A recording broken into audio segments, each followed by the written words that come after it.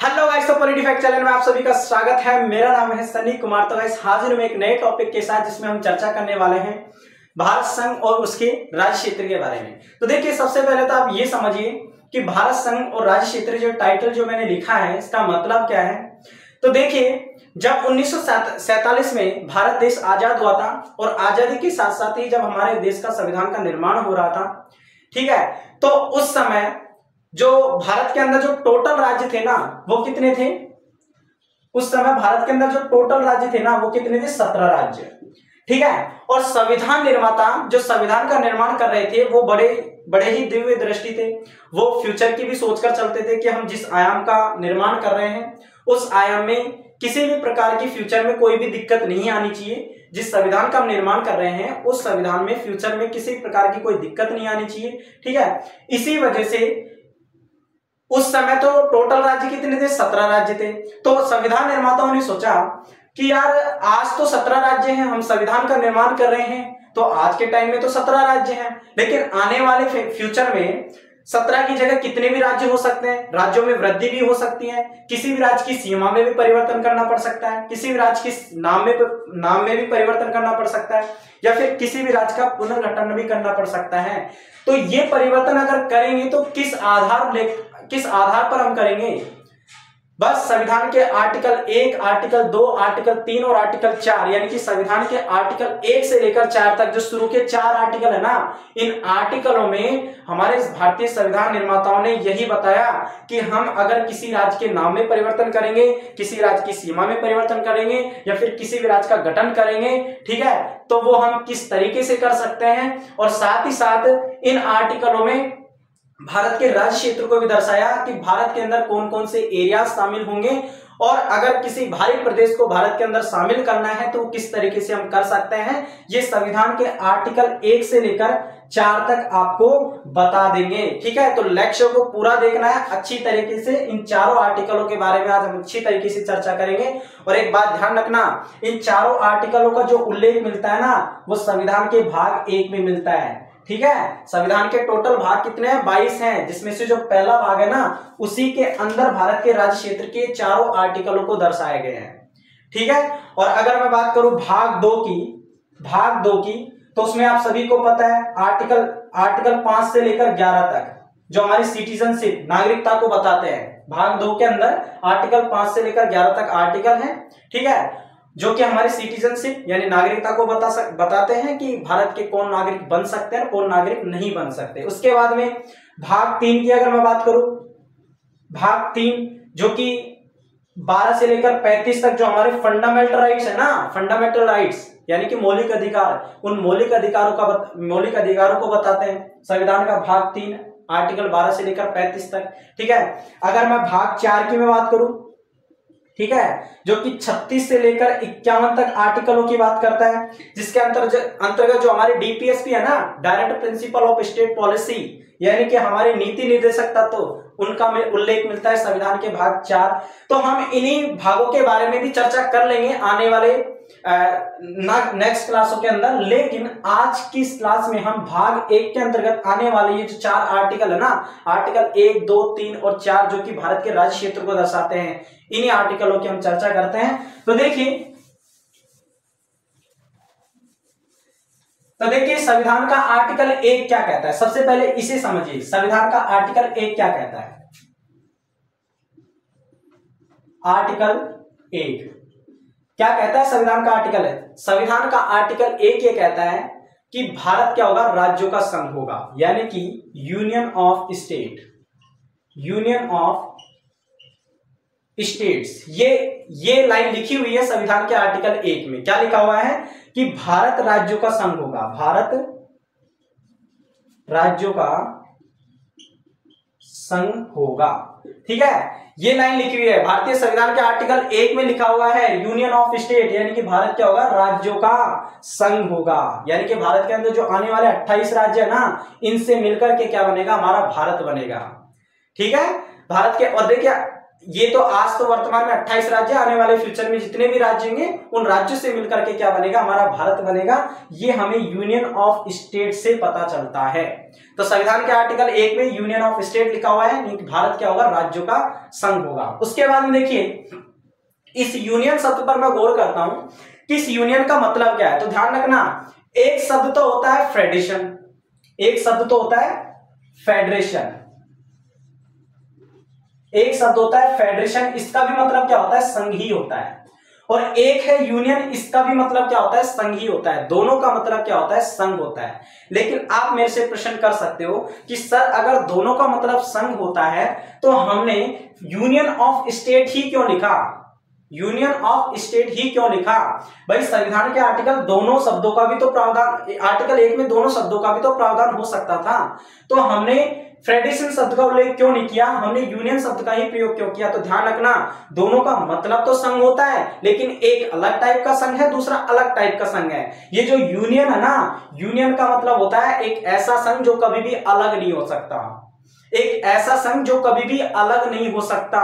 यानी कि भारत के अंदर, भाई राज्यों के संघ की तो बात कर रहा है, तो भारत के अंदर जो 28 राज्य है ना, तो 28 राज्य कभी भी अलग नहीं हो सकते। ये यूनियन वाला संघ, ये जो संघ है ना यूनियन वाला, ये हमें बताता है कि भारत के अंदर जो 28 राज्य है ना, ये कभी भी अलग नहीं हो सकते, कभी भी, ठीक है, अपनी मर्जी से वो कभी भी अलग नहीं हो सकते। ये हमें यूनियन वाला संघ बताता है, ठीक है। जबकि फेडरेशन वाला शब्द ठीक इसका उल्टा है, ये तो कभी भी अलग नहीं होने की बात करता है और ये कहता है कि भाई एक समझौते का परिणाम, कि भाई किसी भी कारणवश एक कॉन्ट्रैक्ट के तहत राज्य मिले हो और जैसे ही वो कॉन्ट्रैक्ट समाप्त होता है वो राज्य क्या हो गए, बिखर गए होंगे, ठीक है। तो ये एक समझौते के परिणाम की बात करता है कि भाई इसमें क्या होता है फेडरेशन में, कि भाई एक समझौते के तहत राज्य मिलते हैं और जैसे ही वो समझौता समाप्त होता है तो क्या हो जाते हैं, राज्य बिखर जाते हैं, ठीक है। लेकिन हमारे भारत में ऐसा थोड़ी ना है, हमारे भारत के जो 28 राज्य हैं ये किसी समझौते के तहत थोड़ी ना मिले हैं।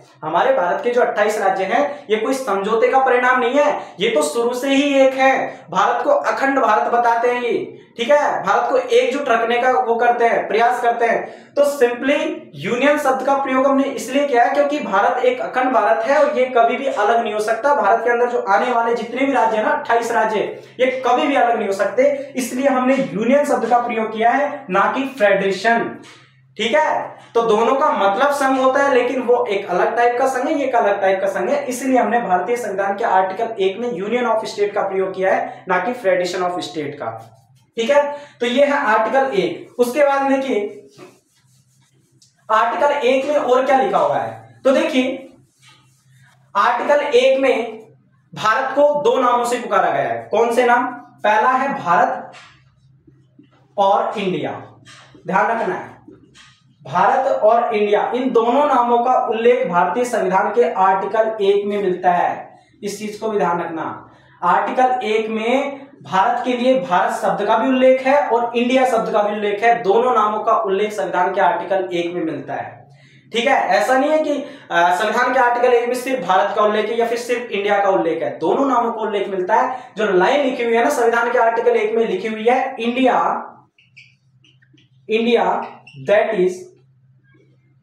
दैट इज भारत, ठीक है, ये लाइन लिखी हुई है संविधान के आर्टिकल 1 में, ये लाइन लिखी हुई है कि इंडिया जो कि भारत है, ये लाइन संविधान के आर्टिकल 1 में लिखी हुई है कि India that is Bharat, India जो कि भारत है, यानी कि संविधान के आर्टिकल 1 में इन दोनों नामों का उल्लेख किया गया है। संविधान के आर्टिकल 1 में इन दोनों नामों का ही उल्लेख किया गया है, इस चीज को ध्यान रखना है, ठीक है। अब देखिए संविधान का आर्टिकल 1 के अंदर और क्या बातें लिखी गई है, आर्टिकल 1 के अंदर और क्या बातें लिखी गई है। तो ध्यान रखना, आर्टिकल 1 के अंदर जैसे कि मैं बता रहा हूं, भारत का राज्य क्षेत्र, भारत का राज्य क्षेत्र, यानी कि भारत किसे कहेंगे हम, भारत के अंदर कौन कौन से एरिया शामिल होंगे। भाई भारत के अंदर कौन कौन से एरिया शामिल होंगे, इन एरियाओं की चर्चा भी संविधान के आर्टिकल 1 में है। यानी कि संविधान के आर्टिकल 1 में भारत के राज्य क्षेत्र को दर्शाया गया है और क्या कहा गया है कि देखिए भारत के अंदर एक तो राज्य शामिल होंगे, राज्य शामिल होंगे, यानी कि टोटल राज्य जितने भी हैं वर्तमान के अंदर 28 राज्य, तो 28 राज्य भी क्या होंगे भारत के अंदर शामिल होंगे, ठीक है। और लिखा हुआ है जो हमारी यूनियन टेरिटरीज, हमारी जो यूटीज है ना, केंद्र शासित प्रदेश, वो भी क्या होंगे, भारत के अंदर शामिल होंगे। केंद्र शासित प्रदेश भी शामिल होंगे, ठीक है। और साथ ही साथ तीसरी बात लिखी हुई है कि अर्जित किए जाने वाले राज्य यानी एक्वायर्ड स्टेट है, यानी कि हमने किसी भी भारी प्रदेश को भारत के अंदर शामिल किया ना, तो वो प्रदेश भी भारत के अंदर क्या होगा, शामिल होगा, ठीक है। एक्वायर्ड स्टेट यानी कि अर्जित किए जाने वाले राज्य, अर्जित किए जाने वाले राज्य, ठीक है। तो ध्यान रखना, संविधान के आर्टिकल 1 में भारत के राज्य क्षेत्र को लेकर क्या लिखा हुआ है कि भारत के अंदर राज्य शामिल होंगे, भारत के अंदर केंद्र शासित प्रदेश यूनियन टेरिटरी शामिल होंगी, और अर्जित किए जाने वाले राज्य यानी एक्वायर्ड स्टेट भी क्या होंगे, भारत के अंदर शामिल होंगे। ये संविधान के आर्टिकल 1 में तीसरी बात है, ठीक है।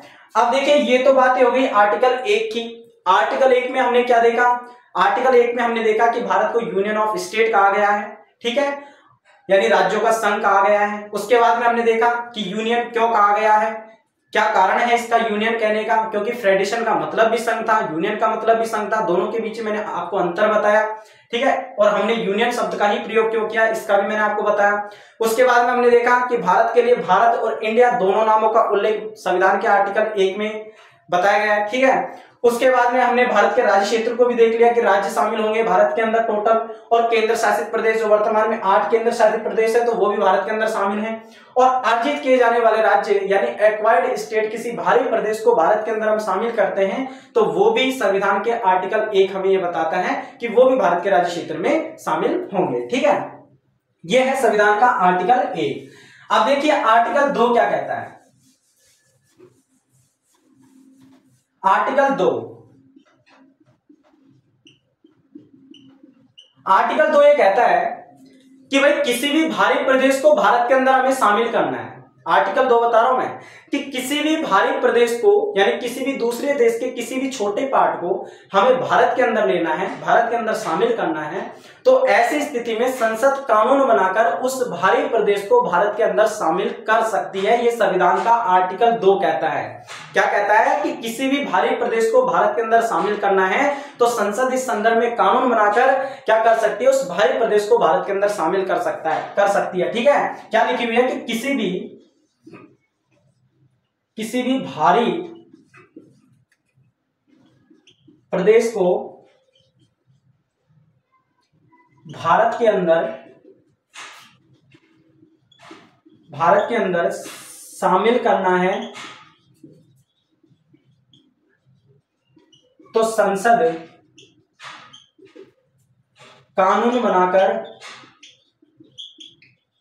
कानून बनाकर शामिल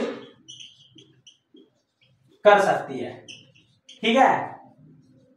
तो ध्यान रखना, संविधान के आर्टिकल 2 में क्या लिखा हुआ है कि किसी भी भारी प्रदेश को भारत के अंदर शामिल करना है, ठीक है, तो संसद इस संदर्भ में कानून बनाकर भारी प्रदेश को भारत के अंदर क्या कर सकती है, शामिल कर सकती है।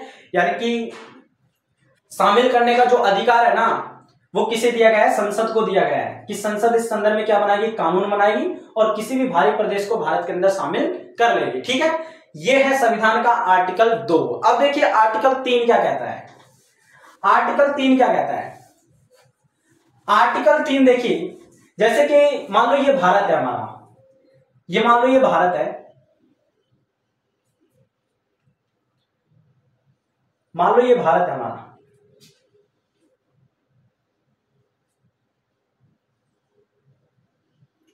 ये भारत है हमारा, ठीक है। और इसके अंदर आप जानते हैं 28 राज्य है।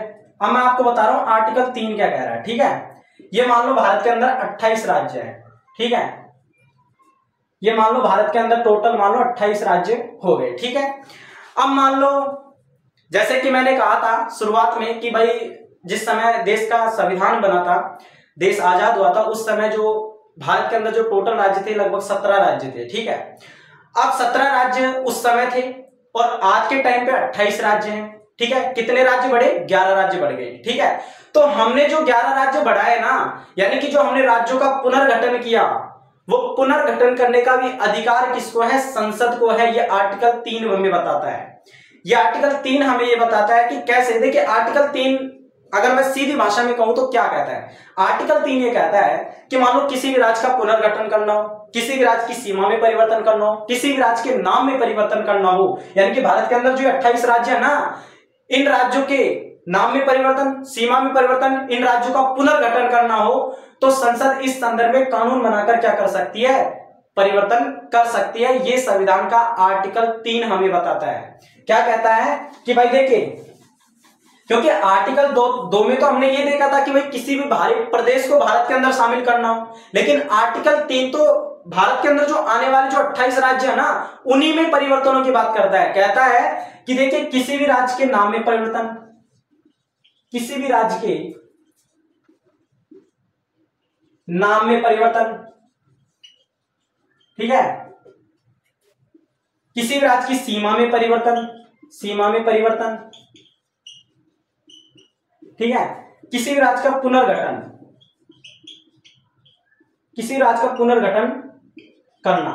तो ऐसी स्थिति में संसद को अधिकार दिया गया है कि आर्टिकल 3 के तहत वो तीनों काम उस राज्य पर कर सकती है। क्या कर सकती है, किसी राज्य के नाम में भी परिवर्तन कर सकती है, ठीक है, किसी राज्य की सीमा में भी परिवर्तन कर सकती है, और किसी भी राज्य का पुनर्गठन भी कर सकती है। यानी कि किसी भी राज्य को अगर 2 भागों में बांटना है ना, तो वो भी बांट सकती है हमारी संसद है। ये अधिकार दिया गया आर्टिकल 3 के तहत हमारी संसद को, कि संसद में इस संदर्भ में बिल लाकर ये काम किए जा सकते हैं, ये काम किए जा सकते हैं। अधिकार किसको दिया गया है, संसद को दिया गया है, ठीक है। अब देखिए, इसका अगर मैं एक एग्जांपल दूं आपको कि किसी भी राज्य के नाम में परिवर्तन, किसी भी राज्य के नाम में परिवर्तन, तो आप जानते हैं पहले बंबई था, पहले बंबई था, आज मुंबई है, पहले बंबई था, आज मुंबई है, पहले कलकत्ता था, आज कोलकाता है, पहले मद्रास था, आज तमिलनाडु है, ठीक है, पहले संयुक्त प्रांत था, आज उत्तर प्रदेश है, ठीक है। तो ये जो राज्यों के नामों में परिवर्तन किया ना हमने, वो किस आधार पर किया, आर्टिकल 3 के आधार पर किया है। यानी कि आर्टिकल 3 को आधार बनाकर ही हमने, यानी हमारी संसद ने ये परिवर्तन किया है। नामों में जो परिवर्तन किया ना, कि बंबई का नाम मुंबई रख दिया, ठीक है, मद्रास का नाम तमिलनाडु रख दिया, कलकत्ता का नाम कोलकाता रख दिया, संयुक्त प्रांत का नाम उत्तर प्रदेश रख दिया। तो ये जो नामों में परिवर्तन किया ना, ये हमने संविधान के आर्टिकल 3 को आधार बनाकर किया। हमारी संसद ने इस संदर्भ में बिल लाए, और बिल लाने के बाद में ये परिवर्तन कर दिए थे, ठीक है। अब देखिए, सीमा में परिवर्तन, मान लो किसी भी राज्य की सीमा में परिवर्तन करना है, किसी राज्य को छोटा करना है, दूसरे राज्य को बड़ा करना है, सीमा में परिवर्तन करना, तो वो भी परिवर्तन हो सकता है आर्टिकल 3 के तहत, ठीक है। किसी भी राज्य का पुनर्गठन करना हो, पुनर्गठन करना हो, किसी भी राज्य को 2 टुकड़ों में बांटना हो, ठीक है। जैसे कि एक एग्जांपल दूं मैं, 2014 में आंध्र प्रदेश का हमने टुकड़ा किया था, तेलंगाना राज्य निकाला था, ठीक है। तो ये काम जो हमने किया था ना, ये भी क्या किया था, संविधान के आर्टिकल 3 के तहत ही किया था। आर्टिकल 3 को आधार बनाकर ही हमने एक काम किया था। 2014 में आंध्र प्रदेश का टुकड़ा किया, तेलंगाना राज्य बनाया, नया राज्य, जो कि उस समय 29वां राज्य था 2014 में। वर्तमान में तो जम्मू कश्मीर को हटा दिया गया, तो 28 राज्य हैं, ठीक है, तेलंगाना तो है ही, ठीक है। तो उस समय जो 29वां राज्य जो हमने आंध्र प्रदेश का टुकड़ा करके तेलंगाना निकाला था, ठीक है, ये परिवर्तन हम संविधान के आर्टिकल 3 के तहत कर सकते हैं। संसद को अधिकार दिया गया कि इस संदर्भ में वो बिल लाकर, कानून बनाकर क्या कर सकती है, परिवर्तन कर सकती है। अब देखिए एक कंडीशन, क्या कंडीशन है कि भाई देखिए, किसी भी राज्य के हम नाम में परिवर्तन करेंगे, किसी भी राज्य की हम सीमा में परिवर्तन करेंगे, किसी भी राज्य का हम पुनर्गठन करेंगे, ठीक है। अगर हम किसी भी राज्य में ये परिवर्तन करते हैं, इनमें से कोई भी परिवर्तन करते हैं, तो सबसे पहले संसद में बिल लाने से पहले, संसद में इस संदर्भ में बिल लाने से पहले, जिस भी राज्य में ये परिवर्तन कर रहे हैं, उस राज्य की विधानमंडल से जरूर पूछना पड़ेगा। किसको, राष्ट्रपति जी को। किसको, राष्ट्रपति जी को, कि भाई किसी भी राज्य में हम परिवर्तन कर रहे हैं ना, ये परिवर्तन तो उस राज्य की, जिस राज्य में परिवर्तन कर रहे हैं, उस राज्य की विधानमंडल से राष्ट्रपति क्या करेंगे, जरूर ही परामर्श लेंगे, पूछेंगे कि हम आपके राज्य में ये परिवर्तन कर सकते हैं, नहीं कर सकते, ठीक है। अगर राष्ट्रपति जी को उस राज्य की विधानमंडल मना कर देती है कि हम नहीं चाहते कि हमारे राज्य में ऐसा परिवर्तन करो, तो भी राष्ट्रपति के पास ये विवेक है, शक्ति है कि क्या कर सकती है, वो परिवर्तन कर सकता है। राष्ट्रपति फिर भी परिवर्तन कर सकता है। अगर राज्य मना भी कर देता ना, तो भी वो परिवर्तन कर सकता है। उदाहरण के लिए मैंने आपको अभी बताया, 2014 में जब आंध्र प्रदेश का टुकड़ा हुआ था ना, तो आंध्र प्रदेश की सरकार से राष्ट्रपति जी ने पूछा था, 2014 में आंध्र प्रदेश की सरकार से राष्ट्रपति जी ने पूछा था कि हम आपके राज्य में ये परिवर्तन कर रहे हैं, क्या कर ले क्या? तो आंध्र प्रदेश की सरकार ने साफ मना कर दिया था कि हम नहीं चाहते कि आप हमारे राज्य में ये परिवर्तन करो, ठीक है। लेकिन आप सभी को पता है कि हमने तेलंगाना राज्य नहीं देखा क्या? देखा ना। वो इसलिए देखा क्योंकि मना करने का राष्ट्रपति पर कोई भी प्रभाव नहीं पड़ता, राष्ट्रपति फिर भी परिवर्तन कर सकते हैं। बस इसी वजह से राष्ट्रपति जी ने परिवर्तन किया था और आंध्र प्रदेश के टुकड़े करके हमने तेलंगाना राज्य निकाल लिया था, ठीक है। तो ये है हमारा आर्टिकल 3, समझ में आया होगा, ठीक है। उसके बाद में देखिए, और मैं आपको एक चीज और बताऊं कि जब अब देखिए, ये तो है आर्टिकल 3। अब मैं आर्टिकल 4 समझा रहा हूं और आर्टिकल 4 आपको अच्छी तरीके से समझ में आना चाहिए, इसलिए मैं थोड़ा आपसे अब आप धीरे बोलूंगा, क्योंकि आर्टिकल 4 थोड़ा कंट्रोवर्सी टाइप का है, थोड़ा मतलब ऐसा है कि यार समझ में थोड़ा टफ आने वाला है। क्योंकि देखिए अच्छी तरीके से समझाऊंगा, ठीक से समझना है, ठीक है। आर्टिकल 4 क्या है? आर्टिकल 4 क्या है? देखिए आर्टिकल 4 ये कहता है कि आर्टिकल 2 और आर्टिकल 3, ध्यान से सुनना। आर्टिकल 4 क्या कहता है? आर्टिकल 4 ये कहता है कि आर्टिकल 2 और आर्टिकल 3, आर्टिकल 2 जो कि मैंने आपको बताया कि किसी भी बाहरी प्रदेश को भारत के अंदर शामिल करना है, इस बात का उल्लेख करता है। और आर्टिकल 3 मैंने आपको अभी बता दिया, राज्य के नाम में परिवर्तन, सीमा में परिवर्तन, पुनर्गठन। ये आर्टिकल 2 और आर्टिकल 3, इन आर्टिकल 2 और आर्टिकल 3 में जो भी परिवर्तन हुए हैं, जो भी संशोधन हुए हैं, वो संविधान के अनुच्छेद 368 की प्रक्रिया में लागू नहीं होंगे। वो संविधान के अनुच्छेद 368 की प्रक्रिया में लागू नहीं होंगे। ये संविधान का आर्टिकल 4 क्या कहता है? 4 कहता है। अब आपके मन में प्रश्न उठ रहा होगा कि सर वास्तव में ये तो बड़ी ही ऐसी बात है कि आप समझ में नहीं आई कि आपने क्या कहा कि भाई आर्टिकल 2 और आर्टिकल 3 के तहत जो भी परिवर्तन होंगे, जो भी संशोधन होंगे, वो संविधान के अनुच्छेद 368 की प्रक्रिया में लागू नहीं होंगे। तो अब मैं आपको बताने वाला हूं ये क्या बात है, ध्यान से सुनिएगा। सबसे पहले तो मैं आपको अनुच्छेद 368 की प्रक्रिया क्या है इसको बताता हूं, उसके बाद में रिलेट कर दूंगा आपको आर्टिकल 4 से। देखिए अनुच्छेद 368 की प्रक्रिया क्या है, ठीक है। आप सभी को पता है हमारे संविधान में समय समय पर संशोधन होते रहते हैं। हमारे संविधान में समय समय पर क्या होते रहते हैं? संशोधन होते रहते हैं, ठीक है। और अब तक की मैं बात करूं तो 105 संविधान संशोधन संविधान के अंदर हो चुके हैं, ठीक है। और आप जानते हैं संविधान के अंदर 3 तरीकों से संशोधन किए जाते हैं। संविधान के अंदर 3 तरीके से संशोधन किए जाते हैं, और वो संशोधन कौन कौन से हैं? संविधान के अंदर 3 तरीके से संशोधन किए जाते हैं,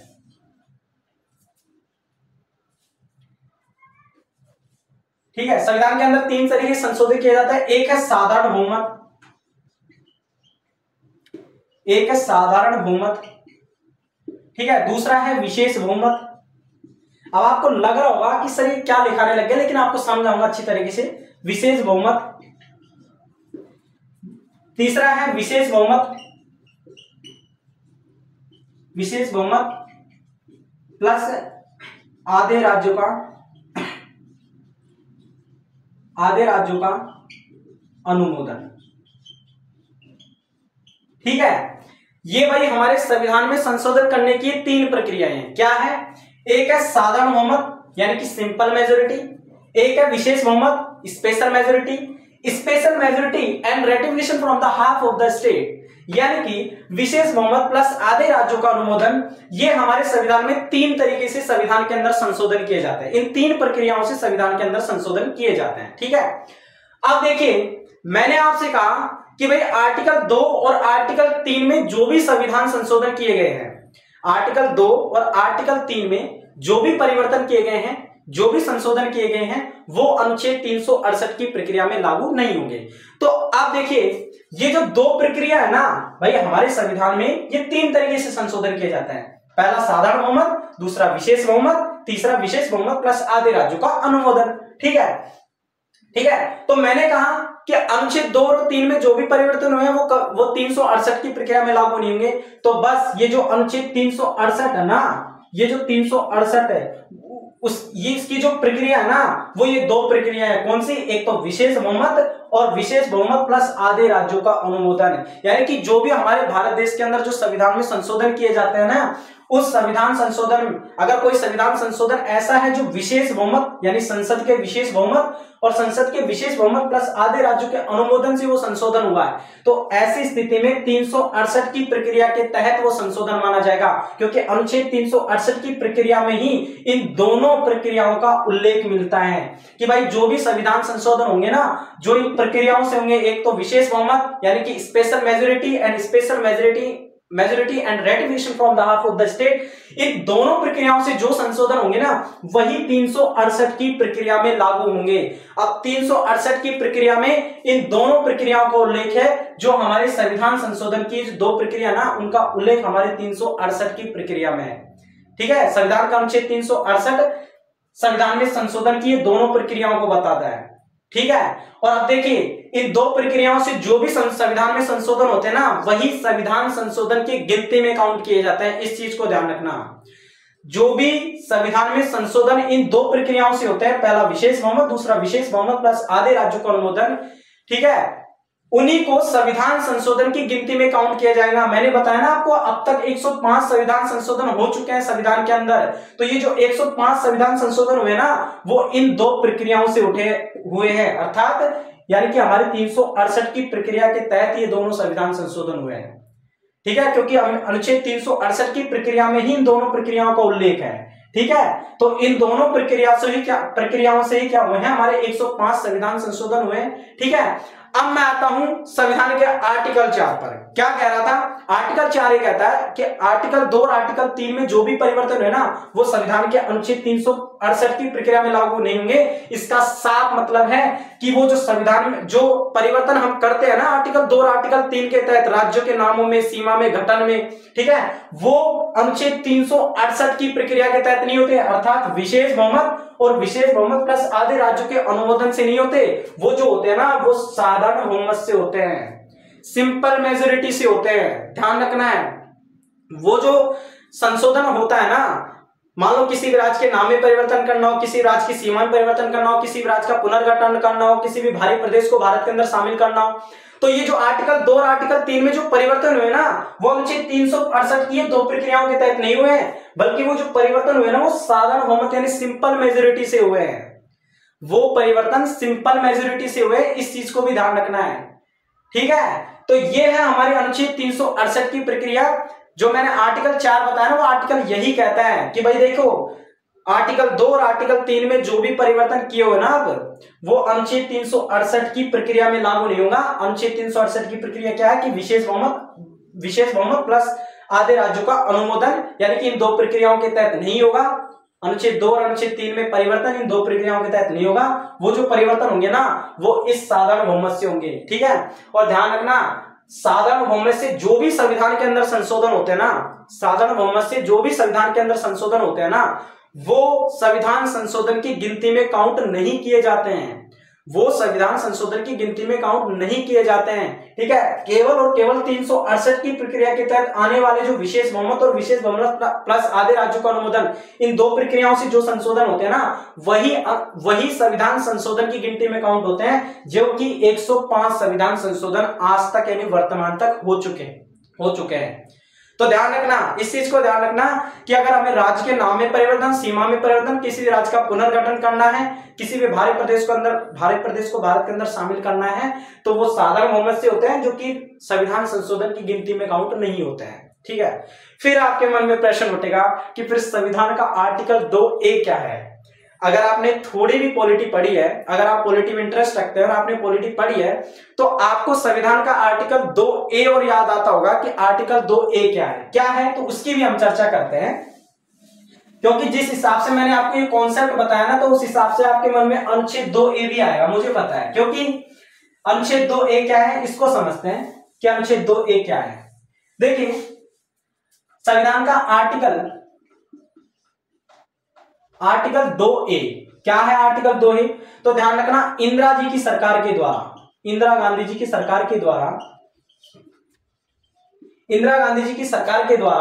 1974 में संविधान के अंदर आर्टिकल 2A को जोड़ा गया था। संविधान के अंदर आर्टिकल 2A को जोड़ा गया था। इंदिरा जी की सरकार थी और 1974 की मैं बात कर रहा हूं। ठीक है, अब आर्टिकल 2A जोड़कर हमने क्या किया, क्योंकि आर्टिकल 2 तो क्या कहता है, आर्टिकल 2 तो मैंने आपको बता ही दिया कि किसी भी भारी प्रदेश को अगर शामिल करना है तो संसद कानून बनाकर शामिल कर सकती है, ये आर्टिकल 2 कहता है। लेकिन आर्टिकल 2A जोड़कर हमने क्या किया, आर्टिकल 2A जोड़कर हमने क्या किया, जो सिक्किम है ना, सिक्किम राज्य, उस सिक्किम राज्य को हमने एक एसोसिएट स्टेट बनाया था, एसोसिएट स्टेट बनाया था, ध्यान रखना। सिक्किम राज्य को हमने क्या बनाया था, एसोसिएट स्टेट बनाया था, यानी कि सह राज्य बनाया था, सह राज्य बनाया था।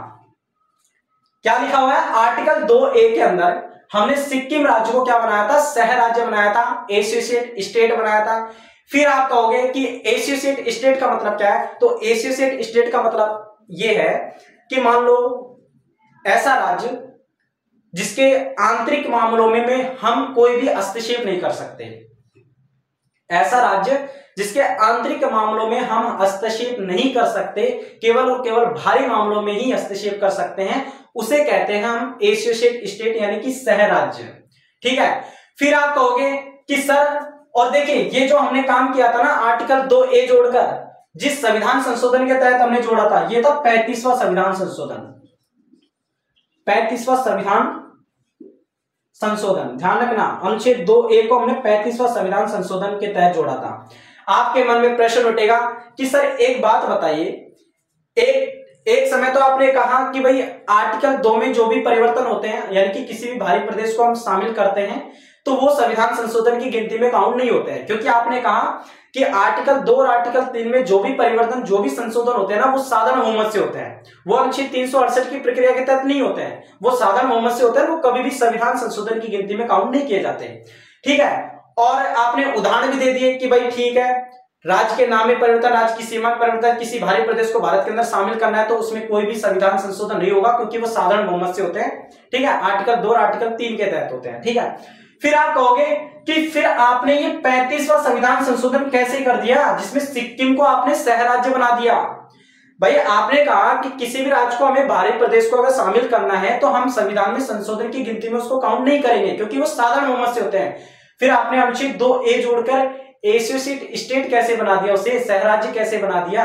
तो ध्यान रखना, हमने सिक्किम को, यानी पहले सिक्किम राज्य भारत का हिस्सा नहीं था, ठीक है, हमने सिक्किम को एक एसोसिएट स्टेट का एक नया दर्जा दिया था, एक एसोसिएट स्टेट की कैटेगरी बनाई थी, एक नई कैटेगरी बनाई थी सिक्किम के लिए।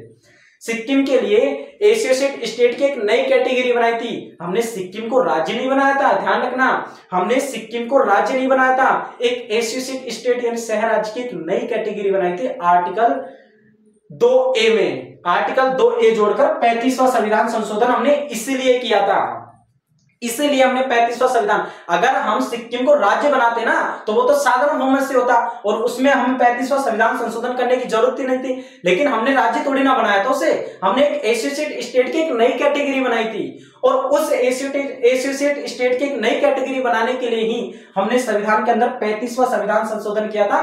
और मैंने एसोसिएट स्टेट यानी सह राज्य का मतलब भी बता दिया क्या होता है, ऐसा राज्य जिसके आंतरिक मामलों में हम हस्तक्षेप नहीं कर सकते, केवल भारी मामलों में ही हम हस्तक्षेप कर सकते हैं, उसे हम सह राज्य कहते हैं, एसोसिएट स्टेट कहते हैं। तो बस संविधान के आर्टिकल 2A जोड़कर हमने सिक्किम के लिए एक नई कैटेगरी बनाई थी, एक सह राज्य की। ठीक है, उसे राज्य नहीं बनाया था, अगर राज्य बनाते तो साधारण बहुमत से बनाते, और साधारण बहुमत से किए हुए संविधान संशोधन को काउंट किए जाते, संविधान संशोधन की गिनती में काउंट नहीं किए जाते।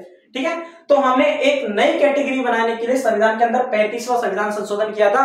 और ध्यान रखना, एक है 36वां संविधान संशोधन, 36वां संविधान संशोधन, संविधान संशोधन कौन सा, 36वां, और इस 36वें संविधान संशोधन के तहत हमने संविधान के आर्टिकल 2A को समाप्त कर दिया था, यानी कि आर्टिकल 2A के तहत हमने जो एसोसिएट स्टेट बनाया था ना, इस एसोसिएट स्टेट को, ये जो कैटेगरी हमने नई बनाई थी, इसको समाप्त कर दिया था हमने संविधान के अंदर 36वां संविधान संशोधन करके। ठीक है, इस चीज को ध्यान रखना है, हमने 36वां संविधान संशोधन इसलिए किया क्योंकि हमें आर्टिकल 2A को हटाना था। ठीक है, और जैसे हमने एसोसिएट स्टेट को हटाया तो तुरंत के तुरंत हमारा जो सिक्किम था वो भारत का हिस्सा बन गया था। ठीक है, अब देखिए, इन सारी बातों से आपको एक बात तो पता चली गई होगी कि हमारे संविधान में संशोधन करने की जो शक्ति है ना, जो पावर है, वो किसके पास है? संसद के पास है। और मैं आपको पहले भी बता चुका, हमारे संविधान के अंदर जो भी संशोधन होते हैं ना, उसकी जो शक्ति जो रखता है ना, वो हमारी संसद रखती है। संविधान के अंदर संशोधन करने की जिम्मेदारी ही संसद की होती है। ठीक है, ये बात तो पहले स्पष्ट यहां से हो जाती है। साथ ही साथ आपको ये भी पता चला कि संविधान के अंदर 3 तरीके से संशोधन होते हैं। पहला साधारण बहुमत, सिंपल मेजोरिटी, उसके बाद विशेष बहुमत, ठीक है, उसके बाद में विशेष बहुमत प्लस आधे राज्यों का अनुमोदन। आपको ये भी पता चल गया। ठीक है, और आपको ये भी पता चला कि भाई संविधान संशोधन, कोई भी संविधान संशोधन ऐसा है जो संविधान के अनुच्छेद 368 की प्रक्रिया के तहत हुआ है, जिसमें मैंने आपको 2 प्रक्रियाएं बताई थी, उन्हीं को संविधान संशोधन की गिनती में काउंट किए जाएंगे। ये भी आपको पता चल गया होगा। ठीक है, एक चीज ध्यान रखना, इसी से जोड़कर मैं आपको बता रहा हूं कि संविधान संशोधन विधेयक पर राष्ट्रपति कभी भी पुनर्विचार के लिए नहीं लौटा सकते। ध्यान रखना है, संविधान संशोधन विधेयक को राष्ट्रपति कभी भी पुनर्विचार के लिए नहीं लौटा सकते। देखिए 1970 की मैं बात कर रहा हूं, 1970 की 24वां संविधान संशोधन किया गया था। 24वां संविधान संशोधन, 24वां संविधान संशोधन, और कब किया गया था? जब उस समय इंदिरा गांधी जी की सरकार थी। इंदिरा गांधी जी की सरकार थी। 24वां संविधान संशोधन किया गया था 1970 में, इंदिरा गांधी जी की सरकार थी। और इंदिरा जी की सरकार के द्वारा 24वें संविधान संशोधन 1970 को यह करके क्या किया गया कि राष्ट्रपति के लिए अनिवार्य कर दिया कि राष्ट्रपति जी संविधान संशोधन विधेयक को पुनर्विचार के लिए नहीं लौटा सकते। अर्थात अगर कोई संविधान संशोधन विधेयक राष्ट्रपति के लिए अनुमति के लिए आता है, ठीक है, तो राष्ट्रपति उसे क्या करेंगे? अनिवार्य रूप से अपनी स्वीकृति देंगे, यानी उसे कभी भी पुनर्विचार के लिए नहीं लौटा सकते। ये हमने 1970 में किया था। 1970 से पहले नहीं था। 1970 से पहले नहीं था। 1970 से पहले था कि राष्ट्रपति जी के पास संविधान संशोधन विधेयक आता था तो उसे पुनर्विचार के लिए वो लौटा सकते थे। लेकिन 1970 में 24वां संविधान संशोधन करके इंदिरा जी की सरकार के द्वारा ये किया गया कि राष्ट्रपति के पास में कोई भी विधेयक आता है, यानी संविधान संशोधन विधेयक आता है, तो उस संविधान संशोधन विधेयक को राष्ट्रपति क्या करेंगे? अपनी अनिवार्य रूप से स्वीकृति देंगे, अनिवार्य रूप से अपनी सहमति जताएंगे। ठीक है, ये हमने 1970 में किया था इंदिरा गांधी जी की सरकार के द्वारा। ठीक है, अब देखिए, आप जानते हैं हमारी जो संसद है ना, वो संविधान के किसी भी भाग में संशोधन कर सकती है। हमारी जो संसद है ना, वो संविधान के किसी भी भाग में संशोधन कर सकती है। आप सभी को पता है 1973 को, यानी कि 1973 को जो केशवानंद भारती वाला वाद, केशवानंद भारती वाद, इसमें सुप्रीम कोर्ट ने क्या कहा? इसमें सुप्रीम कोर्ट ने कहा कि हमारी जो संसद है ना, वो संविधान के किसी भी भाग में संशोधन कर सकती है। हमारी जो संसद है ना, वो संविधान के किसी भी भाग में संशोधन कर सकती है। ये 1973 को केशवानंद भारती वाले वाद में सुप्रीम कोर्ट ने कहा था। उससे पहले आपको पता है 1967 में एक वाद हुआ था। 1967 में एक वाद हुआ था जिसका नाम था गोलकनाथ बनाम पंजाब राज्य मामला। गोलकनाथ बनाम पंजाब राज्य मामला। इस वाद में सुप्रीम कोर्ट ने पता क्या कहा था? इस वाद में सुप्रीम कोर्ट ने कहा था कि संसद को मौलिक अधिकारों में संशोधन का कोई अधिकार नहीं है, कि संसद को मौलिक अधिकारों में, जो हमारे फंडामेंटल राइट्स है ना, उनमें संविधान उनमें हमारी संसद क्या नहीं कर सकती? संशोधन नहीं कर सकती। ये 1967 के गोलकनाथ बनाम पंजाब राज्य मामले में सुप्रीम कोर्ट ने कहा था। ठीक है, और इसी मामले के विरोध में सुप्रीम कोर्ट ने 1973 को केशवानंद भारती वाले वाद में सुप्रीम कोर्ट ने कहा, इसके विरोध में कहा कि हमारी संसद केवल मौलिक अधिकारों में नहीं बल्कि संविधान के किसी भी भाग में संशोधन कर सकती है। हमारी संसद संविधान के किसी भी भाग में संशोधन कर सकती है। ये 1973 को केशवानंद भारती वाले वाद में सुप्रीम कोर्ट ने कहा था। ठीक है, उसके बाद में देखिए, आप जानते हैं कि जो हमारे जो संविधान संशोधन विधेयक होता है ना, जो संविधान संशोधन विधेयक होता है, वो उस पर कभी भी संयुक्त अधिवेशन नहीं बुलाया जाता। संविधान संशोधन विधेयक पर कभी भी संयुक्त अधिवेशन नहीं बुलाया जाता। अब आपके मन में प्रश्न उठेगा कि ये संयुक्त अधिवेशन क्या होता है। तो देखिए संयुक्त अधिवेशन क्या होता है, इसको मैं थोड़ा आपको ऊपर से बता देता हूं। लोकसभा राज्यसभा ये हमारी संसद के क्या है, दोनों हाउस हैं, ठीक है। मान लो कोई भी विधेयक हमने लोकसभा के अंदर रखा, किसी भी विधेयक को हमने लोकसभा के अंदर रखा, लोकसभा ने उस विधेयक को क्या कर दिया, पारित कर दिया, ठीक है, अपनी तरफ से अनुमति दे दी। लोकसभा के अंदर जितने भी सदस्य थे उन्होंने अपने बहुमत से क्या कर दिया, उस विधेयक को पारित कर दिया। उसके बाद में वह विधेयक गया राज्यसभा में, लेकिन राज्यसभा ने उसे पारित करने से क्या कर दिया, मना कर दिया। अर्थात उस विधेयक से राज्यसभा क्या है, असंतुष्ट है, और वो राज्यसभा ने उस विधेयक को स्वीकार करने से क्या कर दिया, मना कर दिया, पारित करने से मना कर दिया। तो अब इन दोनों सदनों के बीच में जो डेडलॉक उत्पन्न हुआ ना, ये जो गतिरोध उत्पन्न हुआ है कि भाई एक सदन ने तो पारित कर दिया और दूसरा सदन ने साफ मना कर दिया, तो इन दोनों सदनों के बीच में जो डेडलॉक उत्पन्न हुआ ना, इस डेडलॉक को समाप्त करने के लिए राष्ट्रपति जी के द्वारा संयुक्त अधिवेशन बुलाया जाता है, जिसका उल्लेख संविधान के आर्टिकल 108 में मिलता है, ठीक है। संविधान का आर्टिकल 108 क्या कहता है कि राष्ट्रपति संयुक्त अधिवेशन बुलाएंगे, इस बात का उल्लेख संविधान का आर्टिकल 108 करता है। और संयुक्त अधिवेशन क्या होता है कि किसी भी विधेयक पर लोकसभा ने अपनी सहमति जताई, उसके बाद में वह विधेयक राज्यसभा में गया, राज्यसभा ने उस विधेयक को पारित करने से मना कर दिया, तो इन दोनों के बीच में जो डेडलॉक उत्पन्न हुआ ना, जो गतिरोध उत्पन्न हुआ, उस गतिरोध को समाप्त करने के लिए ही राष्ट्रपति जी के द्वारा संयुक्त अधिवेशन बुलाया जाता है, ज्वाइंट सेशन बुलाया जाता है। और उस संयुक्त अधिवेशन के अंदर संसद के सभी सदस्य होते हैं, और फिर उस विधेयक पर क्या होती है, चर्चा होती है, पूछा जाता है लोकसभा से भी राज्यसभा से भी कि राज्यसभा ने इस विधेयक को पारित क्यों नहीं किया, उसके क्या कारण हैं, ठीक है। ये है हमारा संयुक्त अधिवेशन जो राष्ट्रपति जी के द्वारा बुलाया जाता है, और जो हम दोनों सदनों के बीच में जो गतिरोध डेडलॉक उत्पन्न होना, उसी के लिए ही संयुक्त अधिवेशन बुलाया जाता है। तो यहां पर मैंने कहा कि जो संविधान संशोधन विधेयक होता है ना, उस पर कभी भी संयुक्त अधिवेशन नहीं बुलाया जाता। यानी कि संविधान संशोधन पर संयुक्त अधिवेशन नहीं बुलाने जाने का मतलब यह है कि अगर एक सदन ने संविधान संशोधन विधेयक को पारित कर दिया और दूसरा सदन अगर मना कर देता है, तो वह विधेयक वहीं पर क्या हो जाएगा, रद्द हो जाएगा। उस पर कभी भी संयुक्त अधिवेशन नहीं बुलाया जाता, क्योंकि संयुक्त अधिवेशन बुलाया क्यों जाता है, बुलाया इसलिए जाता है कि दोनों सदनों के बीच में जो डेडलॉक उत्पन्न हुआ ना, उस डेडलॉक को क्या किया जाए, समाप्त किया जाए, ठीक है। लेकिन हमने तो साफ लिख दिया ना कि संयुक्त अधिवेशन नहीं बुलाया जाएगा संविधान संशोधन विधेयक पर। भाई संविधान संशोधन विधेयक पर संयुक्त अधिवेशन नहीं बुलाया जाएगा। संविधान संशोधन के अलावा जितने भी विधेयक है ना, ठीक है, और देखिए मनी बिल, जो हमारे मनी बिल है ना, उस पर भी संयुक्त अधिवेशन नहीं बुलाया जाता, ठीक है।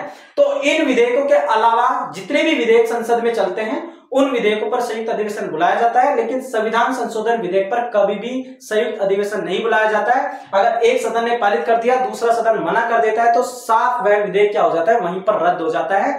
उस पर कभी भी संयुक्त अधिवेशन राष्ट्रपति नहीं बुलाएंगे। ये होता है संविधान संशोधन विधेयक पर ये जो संयुक्त अधिवेशन, ठीक है। अब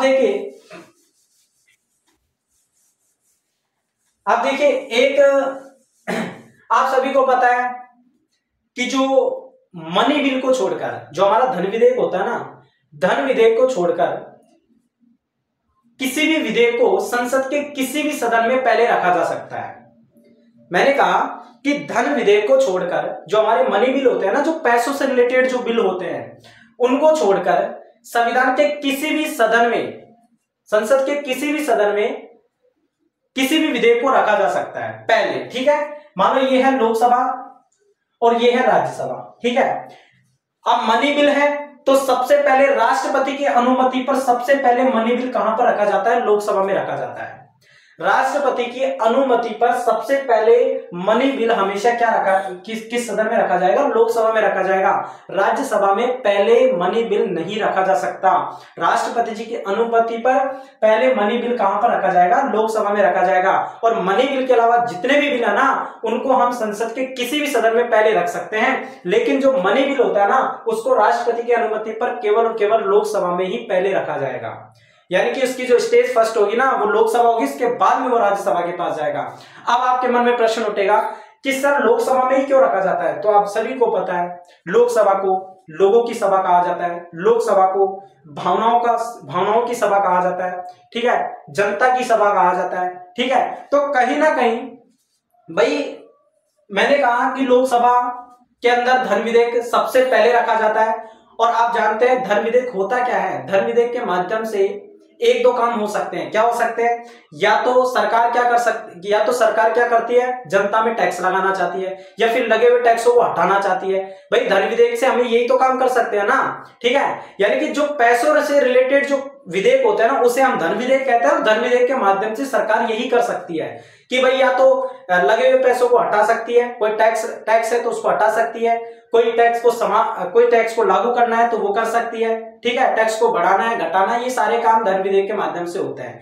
तो सिंपली जो टैक्स हटते हैं, लगते हैं, ये किसके ऊपर लगते हैं? जनता के ऊपर लगते हैं। तो हमारी जो लोगों की सभा है, जनता की सभा है, वो क्या है? लोकसभा है।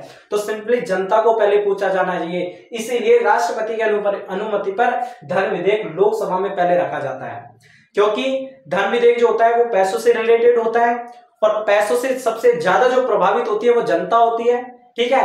जनता को लाभ होता है, जनता को ही हानि होती है, ठीक है। इसीलिए धन विधेयक को सबसे पहले लोकसभा में रखा जाता है, क्योंकि लोकसभा जो है ना वो जनता का सदन है, भावनाओं का सदन है, लोगों की भावनाएं लोकसभा से जुड़ी हुई है। इसीलिए सबसे पहले जो धन विधेयक है ना वो लोकसभा में रखा जाता है, ठीक है। तो ये बात क्लियर कि धन विधेयक पहले लोकसभा में रखा जाएगा। इसके अलावा जितने भी विधेयक है ना वो लोकसभा राज्यसभा दोनों में से किसी भी सदन में पहले रखे जा सकते हैं, लेकिन धन विधेयक केवल और केवल लोकसभा में ही रखा जाएगा। उसके बाद में देखिए, मान लो किसी भी विधेयक को हमने लोकसभा में रखा, ठीक है। मान लो किसी भी विधेयक को हमने पहले लोकसभा में रखा, लोकसभा ने उस विधेयक को पारित किया, वह विधेयक गया राज्यसभा में, ठीक है। राज्यसभा उस विधेयक को पारित करती, उससे पहले हमारी लोकसभा क्या हो जाती है? भंग हो जाती है। भाई कोई भी विधेयक हमने पहले लोकसभा में रखा, एक बात ध्यान रखना, ये जो मैं सारी बातें बता रहा हूं ना, हमारे जो आज का जो सेशन था भारत का राज्य और उसका राज्य क्षेत्र, ठीक है, वो तो सेशन हमारे आर्टिकल 1 से लेकर 4 तक ही कंप्लीट हो गया, ठीक है। और आज की क्लास के अंदर हमने वो चारों आर्टिकलों की चर्चा कर ली। उसके बाद में हमने आर्टिकल 4 के तहत जो संविधान संशोधन की जो क्या प्रक्रिया रही वो सारी बातें कर ली। ये जो मैं आपको बातें बता रहा हूं वो सारी एक्स्ट्रा बातें हैं जो आपको याद रखनी जरूरी है। और क्योंकि हमारी संविधान संशोधन की बात छिड़ी है तो सिंपली हमें इन बातों को भी ध्यान रखना जरूरी है। इसीलिए मैं चाहता तो पहले भी टेक ऑफ कर सकता था क्लास को, लेकिन नहीं करूंगा, क्योंकि ये सारी चीजें भी एक्स्ट्रा आपको यादें होनी चाहिए, जरूरी है, ठीक है। तो देखिए मैंने कहा, मान लो कोई भी विधेयक हमने लोकसभा में रखा, लोकसभा ने इस विधेयक को पारित किया, उसके बाद में वह विधेयक गया राज्यसभा में, राज्यसभा उस विधेयक को पारित करती, उससे पहले लोकसभा क्या हो जाती है? भंग हो जाती है। तो वह विधेयक वहीं पर क्या हो जाएगा? रद्द हो जाएगा। ध्यान रखना, किसी भी विधेयक को हमने लोकसभा में रखा, लोकसभा ने पारित किया, पारित करने के बाद में राज्यसभा में गया, राज्यसभा उस विधेयक को पारित करती, उससे पहले ही लोकसभा भंग हो जाती है। क्योंकि आप जानते हैं लोकसभा एक अस्थायी सदन है, ठीक है। 5 वर्ष का इसका कार्यकाल होता है, 5 वर्ष से पहले भी राष्ट्रपति लोकसभा को क्या कर सकते हैं? भंग कर सकते हैं। तो मैंने कहा कि लोकसभा अगर भंग हो जाती है तो ऐसी स्थिति में, यानी राज्यसभा के पारित करने से पहले ही लोकसभा भंग हो जाती है, तो वह विधेयक वहीं पर क्या हो जाएगा? रद्द हो जाएगा, ठीक है। वह विधेयक वहीं पर क्या हो जाएगा? रद्द हो जाएगा। लेकिन मान लो किसी विधेयक को पहले हमने राज्यसभा में रखा, उसके बाद में राज्यसभा ने उस विधेयक को पारित किया, पारित करने के बाद में वह विधेयक गया लोकसभा में, और लोकसभा उस विधेयक को पारित करने से पहले ही क्या हो जाती है? भंग हो जाती है। ध्यान रखना, यहां पर अब मैंने कंडीशन उल्टा कर दिया। क्या कर दिया कि पहले हमने राज्यसभा में रखा, राज्यसभा ने उस विधेयक को पारित कर दिया, राज्यसभा ने इस विधेयक को पारित करने के बाद वह विधेयक गया लोकसभा में, और लोकसभा उस विधेयक को पारित करती, उससे पहले लोकसभा क्या हो जाती है? भंग हो जाती है। तो ध्यान रखना, ऐसी कंडीशन में वह विधेयक रद्द नहीं होगा, ऐसी कंडीशन में वह विधेयक रद्द नहीं होगा, बल्कि नई लोकसभा आने तक का वेट किया जाएगा कि भाई कोई बात नहीं, भाई हमारे राज्यसभा ने तो पारित किया ना उस विधेयक को, तो राज्यसभा ने पारित कर दिया, लोकसभा भंग हो जाती है तो कोई बात नहीं, राज्यसभा ने पारित कर दिया, वह विधेयक क्या हो जाएगा? मतलब संसद से अनुमति माना जाएगा कि ठीक है संसद ने अनुमति दे दी है, क्योंकि लोकसभा तो क्या है? एक अस्थायी सदन है जो भंग भी हो सकता है, ठीक है। लेकिन उससे पहले हमारी राज्यसभा ने पारित कर दिया है, तो सिंपली वह विधेयक वहां से क्या माना जाएगा? पारित माना जाएगा। लेकिन नई लोकसभा आएगी ना, नई लोकसभा, तब उस विधेयक को पारित करवाना जरूरी है। तब तक के लिए हमारी राज्यसभा से ही वह विधेयक क्या माना जाएगा? पारित माना जाएगा। यह है हमारे विधेयकों की चर्चा, ठीक है। समझ में आया? तो उम्मीद है कि आपको ये क्लास अच्छी तरीके से समझ में आई होगी कि क्या क्या मैंने आपको बातें बताई हैं। मैंने यहाँ पर आज का जो हमारा सेशन था संघ और उसके राज्य क्षेत्र, उसके अलावा भी कई सारी बातें बताई हैं आज की इस क्लास के अंदर, ठीक है। और मुझे ऐसा लगता है कि आपको क्लास अच्छी तरीके से समझ में आएगी, अच्छी तरीके से आपने इस क्लास को सुना होगा, समझा होगा। कोई भी प्रश्न है तो आप कमेंट बॉक्स में मुझे बता सकते हैं, कोई चिंता नहीं है, उसका जवाब देने की मैं पूरी कोशिश करूंगा, ठीक है। तो मिलते हैं नेक्स्ट क्लास के अंदर, तब तक के लिए जय हिंद, जय Bharat, take care, bye bye.